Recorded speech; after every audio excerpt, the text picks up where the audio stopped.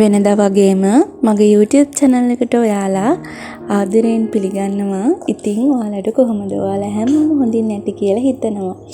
ඉතින් අද මම ඔයාලට අරගෙන ආපු වීඩියෝ එකත් වෙනස්ම විදිහේ වීඩියෝ එකක්.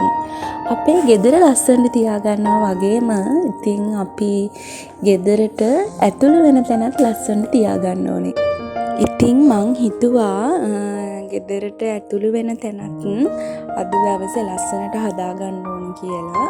ඉතින් ඔය තියෙන්නේ දැන් තියෙන ලුක් එක. ඉතින් එක පෝච්චි එක මං හිටවලා තියෙන ගොටුකොළ, අනිත් පෝච්චියේ තිබ්බේ රම්පේ. රම්පේ ටික නම් ඉතින් මැරුණා. මොකද රම්පේ හිටවන්න ඕනේ ගොඩක් වතුර තියෙන තැනකනේ. ඉතින් ඒ හින්දා ඇත්තටම මගේ රම්පේ ටික නම් මැරුණා. ගොටුකොළ නම් තියෙනවා. මං ගොටුකොළ කඩාගෙන බබාගේ බත් එකට එහෙමත් දානවා. ඉතින් මම අද මේන් ඩෝ එක හදන්නේ, ඒ ස්ථානයේ හදන්නේ ඇත්තටම ඉවතලන ද්‍රව්‍ය වලින්. රුපියලක්වත් බොහෝ දුරට වියදම් වෙන්නේ නැති තරම්. මම මුලින්ම කියන්න ඕනේ මගේ අවශ්‍යතාවයන් වලට ඇත්තටම මම ගෙදර නෙවෙයි ඉන්නේ, මම ඇනෙක්ස් එකක ඉන්නේ.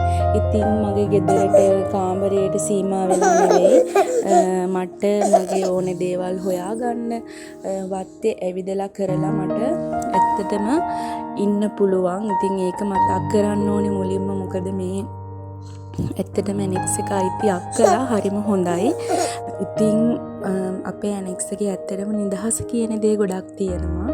ඉතින් ඒ හින්දා ඇත්තටම මට මෙහෙම YouTube channel එකක් කරගන්න ඇත්තටම එයාලත් මට ලොකු සහයෝගයක් දක්වනවා. මොකද ගෙදරටම සීමා වෙලා එහෙම ඉන්න ඕනේ නෑ.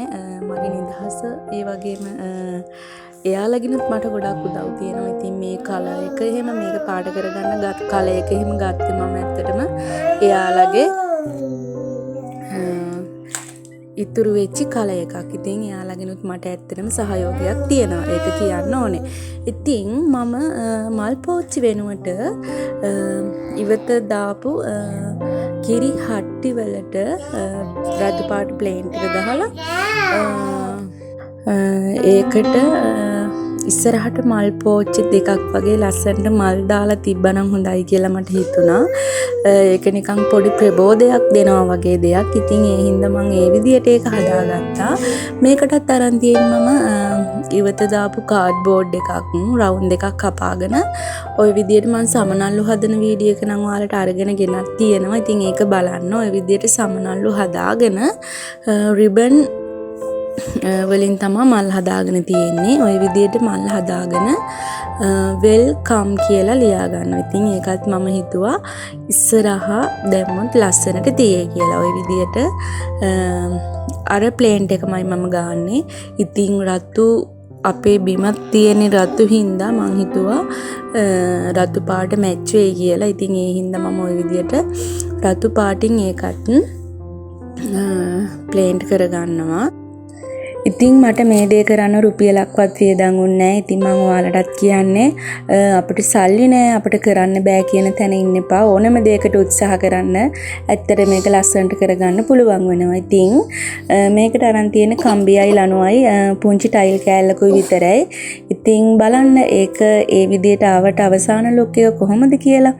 ඉතින් මල් පෝච්චිය වෙනුවට අරගෙන තියෙන මම ඉවත දාන ඉවර වෙච්චි කැටයක කැටයක්. ඒකේ උඩ කෑල්ල කපලා තමයි අරගෙන තියෙන්නේ. ඉතින් ලස්සනට මල් පෝච්චියක් ආවා. ඉතින් ඔයාලටත් මං කියන්නේ ඉවතලන දෙයකින් උනත් අපට ලස්සන වැඩක් කරන්න පුළුවන්. ඉතින් අද වීඩියෝ එක හොඳයි නම් ලයික් කරන්න, කමෙන්ට් කරන්න, ඒ වගේම මේ වගේ වීඩියෝ දිගටම බලන්න මාව සබ්ස්ක්‍රයිබ් කරන්නත් අමතක කරන්න එපා. එහෙනම් ඔයාලා හැමෝටම සුබ දවසක්.